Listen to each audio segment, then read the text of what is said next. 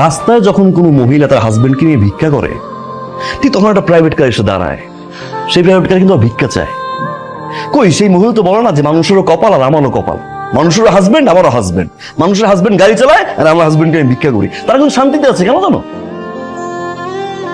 তারা তোমার মতো কম্পেয়ার করে না। অনেকের হাজবেন্ডের পা নেই, হাত নেই, চলতে পারে না, বছরের পর বছর বিছানায় পড়ে আছে, হাসপাতালে যাও না একবার। মৃত্যুর সাথে পাঞ্জা লড়ছে হাজবেন্ড, বারান্দায় বসে ওয়াইফ কাঁদছে।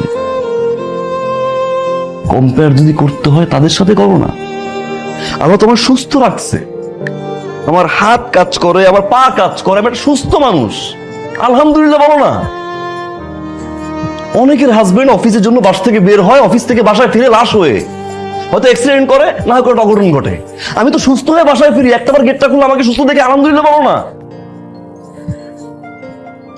আমার ফিলিং শেয়ার করতে পারি না, আমার কষ্টের কথা শেয়ার করতে পারি না, সারাদিন শুধু compare compare compare compare compare, আর I am done with this.